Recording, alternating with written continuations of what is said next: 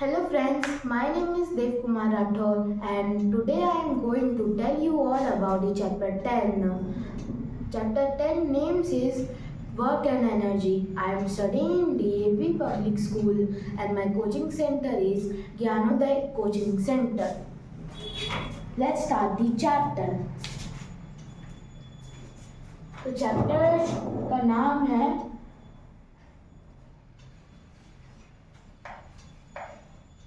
Work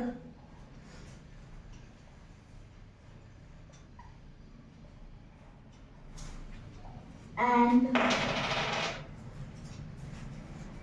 energy. तो इसमें हम दो चीज़ों के बारे में पढ़ेंगे, वर्क और एनर्जी। तो सबसे पहले पढ़ते हैं वर्क के बारे में।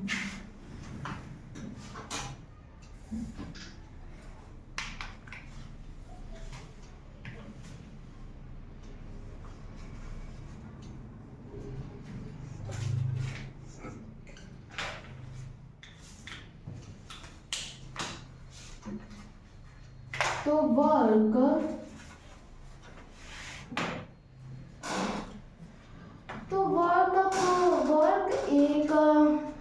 का मतलब होता है काम, ठीक है। तो वर्क तब होता है जब कोई भी चीज़ मूवमेंट में होती है तो उसे वर्क कहते हैं।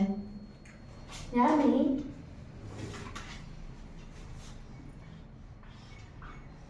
when an object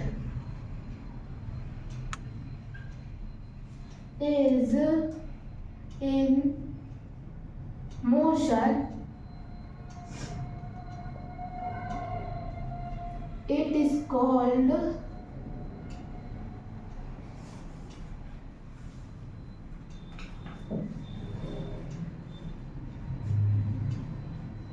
work.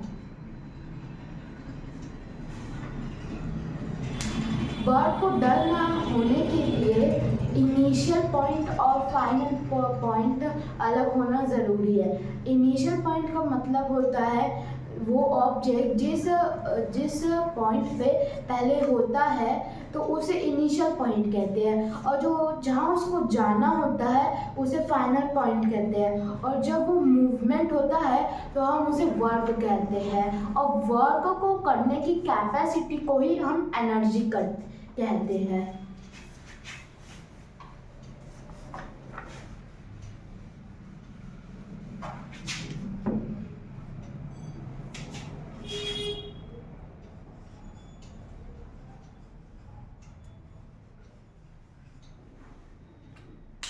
Energy का डेफिनेशन सबसे सिंपल है,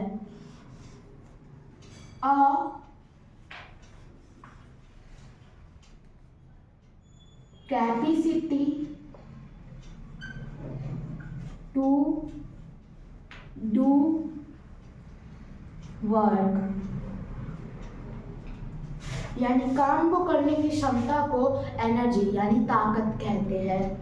सबकी अपनी अपनी कैपेसिटी होती है, तो सबके पास अलग अलग एनर्जी होती है। तो काम को करने के लिए दो चीज़ें ज़रूरी होती है। सबसे पहले फोर्स, जो कि किसी भी चीज़ पे अप्लाई होती है तो काम होता है, और दूसरा वो फोर्स जिस डायरेक्शन में अप्लाई हो रहा है। यानी मैंने इस चीज़ को नॉर्थ में धकेला है तो इसे नॉर्थ में ही जाना चाहिए। वो अगर वो कहीं और जाते हैं तो वो वर्क नहीं कहलाएगा।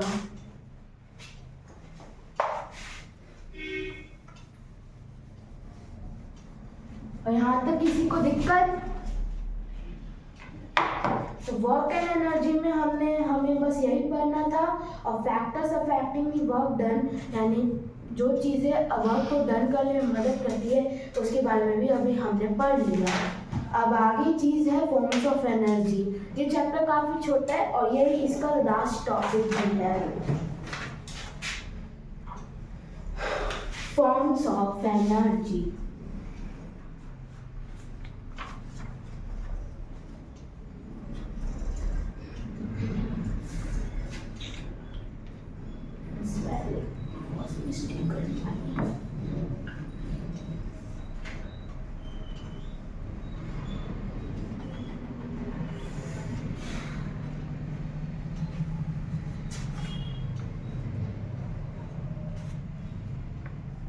forms of energy.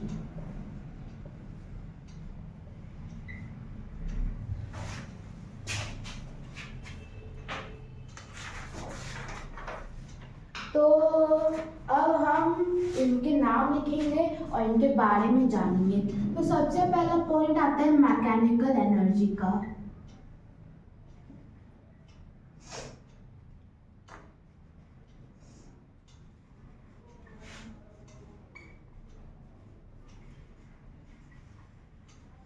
तो मैकेनिकल एक ऐसी एनर्जी होती है जो कि तब होती है जब कोई चीज़ मूवमेंट में होती है या फिर वो किसी मोशन में होती है।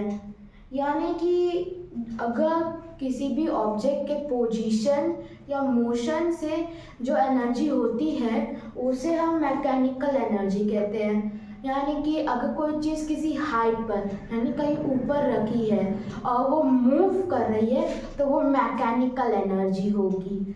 और मैकेनिकल एनर्जी के भी दो टाइप्स होते हैं। सबसे पहला होता है पोटेंशियल एनर्जी।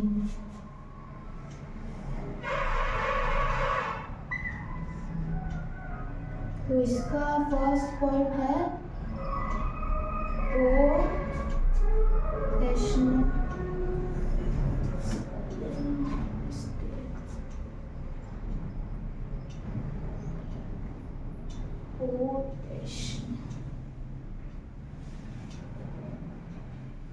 Potential energy. और दूसरा होता है काइनेटिक एनर्जी।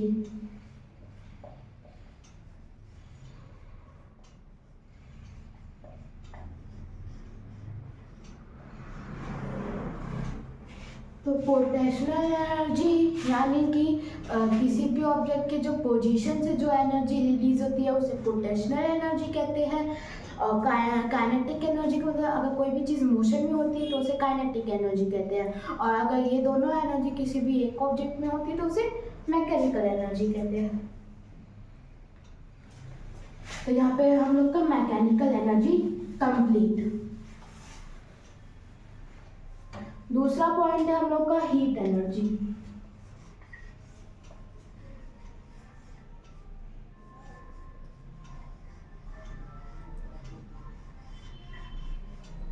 तो हीट एनर्जी बेसिकली वो एनर्जी होती है जो कि हीट से प्रोड्यूस होती है।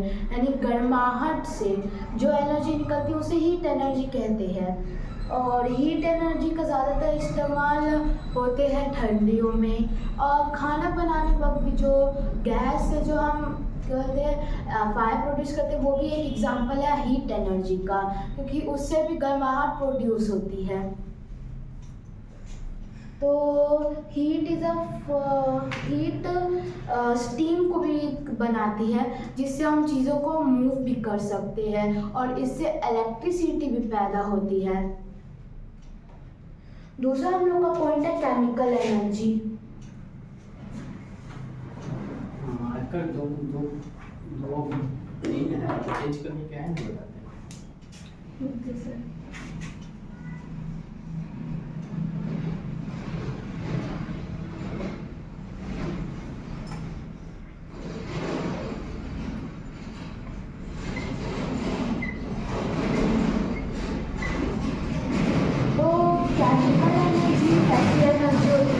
जो कि बैटरीज के अंदर प्रेजेंट होती है और ये जब हम उन्हें ऑन करते हैं तो वो केमिकल एनर्जी इलेक्ट्रिसिटी में प्रोड्यूस हो जाती है और इलेक्ट्रिकल एनर्जी बन के वो अलग अलग काम करती है। उसका सबसे बड़ा एग्जांपल होता है बैटरीज में। और अगर हम किसी भी चीज़ से यानी किसी भी धातु यानी लकड़ी लोहा किसी भी चीज़ से अगर हम कोई एनर्जी बनाते हैं तो वो केमिकल एनर्जी होता है। तो यहाँ पे हमने हीट केमिकल और मैकेनिकल की भी दो फॉर्म्स पोटेंशियल और काइनेटिक एनर्जी को कवर कर लिया है। यहाँ तक किसी को कोई प्रॉब्लम?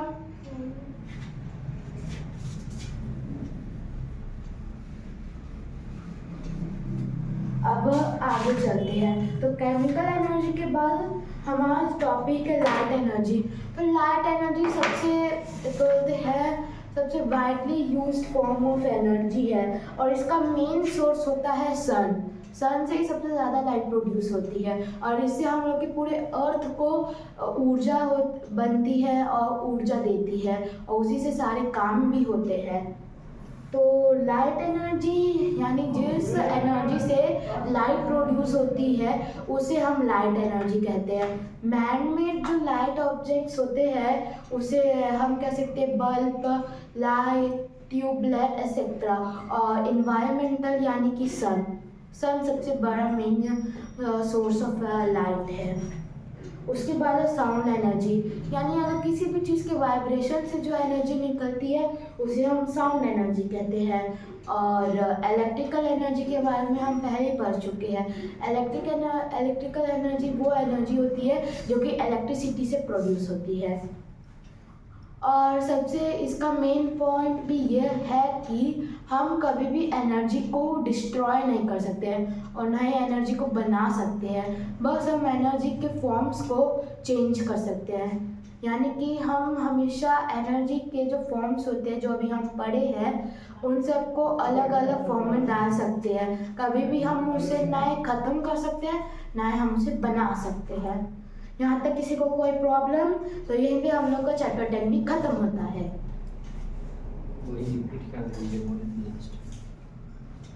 हाँ, तो मैं भी एक डीएवी पब्लिक स्कूल का स्टूडेंट हूँ और मैं चाहता हूँ कि जितने भी मेरे स्टूडेंट फ्रेंड्स हैं जिन्होंने रिवीजन नहीं किया है वो इस वीडियो को देख के रिवाइज कर सके।